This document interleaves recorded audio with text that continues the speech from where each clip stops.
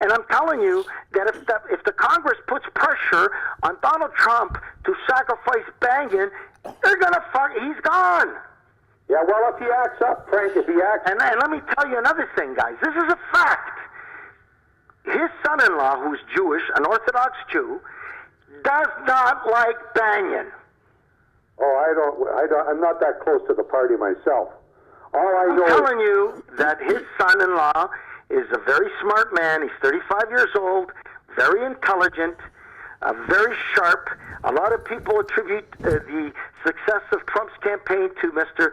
What's it, Kushner? Kushner, yep. Kushner. Mr. Kushner, insiders close to Kushner know that he does not like Bannon at all, and he did not like Christie, and he was the guy who severed Christie, cut Christie's throat, and he's the guy who fired the guy whose name eludes me right now, who's being investigated with his ties to Russia, who is his CEO of campaign. Mm-hmm. You mean the campaign guy? Yeah.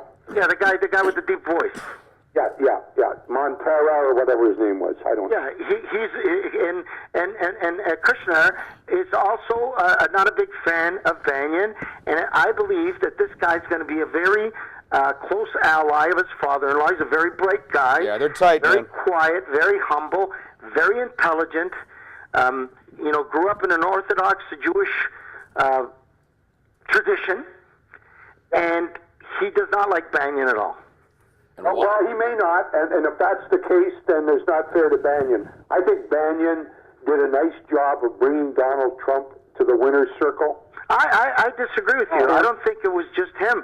I think that Kushner did a great job. I think that Kushner stayed close to his father-in-law and really pushed him. And from, I don't know this for a fact. I'm just fucking saying the same shit as CNBC and CNN based on their insider things that he was the guy who made a lot of the decisions, and he was the guy who brought in the lady there, the campaign manager.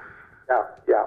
And she went, and apparently Trump listens to her, And, if you go to a fucking doctor, and a fucking doctor says, you're a big fat pig, you're smoking, you're fucking drinking, you're banging a million broads, you're going to fucking drop dead. You got two choices. Either respect what he says and change your lifestyle, or say fuck you and find a doctor who tells you what you want to hear. Well, I mean, here's a good question on the talk of Mr. Bannon.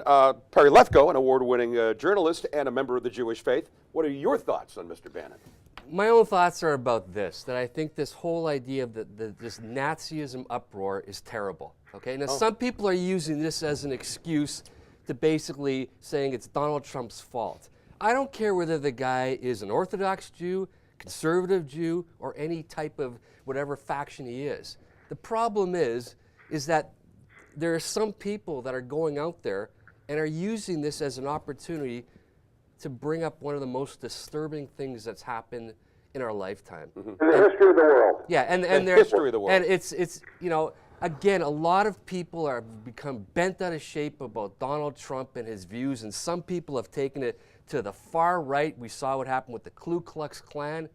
We're seeing what's happening right now with some people that want to go crazy about, anti-Semitism, about Nazism. It's really, really gotten out of hand. And it's an excuse by some people to use this particular time in politics to bring up something that if you didn't learn from it many, many years ago, you're not going to learn from it now. And if Donald Trump has to basically get rid of Bannon to cool this kind of uproar, that's what he'll do. And if he leaves... Well, here's my view. What you said are very strong and articulate points. Here's my view. Nazism was the philosophy and probably one of the catalysts for destroying over 5 million lives. Horrific. I can't even, I don't think there's a word in the English language or in the Italian or in any language that can describe how dark that period in humanity was. And there's been many dark periods.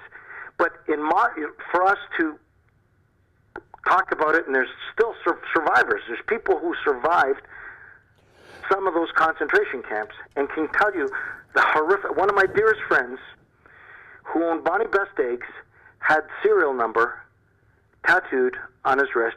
He saw his whole family wiped out. So here's my point, without becoming dramatizing. Here's my point.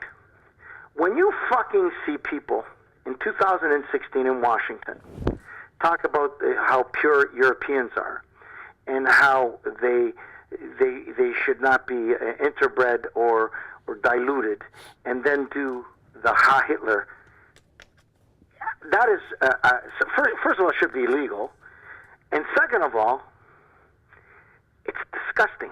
Yeah, and these aren't skinheads from like Nebraska. No, these are disgusting. I know. Fucking. I couldn't believe when I saw pieces that. of shit, white supremacists. Couldn't believe it. Who have no compassion for humanity.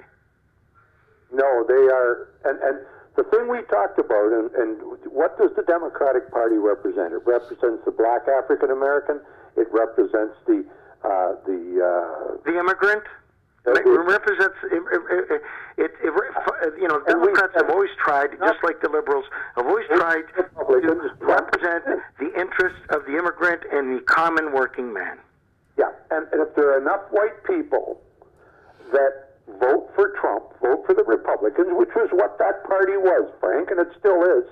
But that's why you're saying the same thing I just said. I think that the Republicans do not want to be known as the white man's race. The Republican, the white man's party. The Republicans want to be known as the American party, a party that represents all of the United States, and I really truly believe that. And that's why I believe that Bannon will be an issue.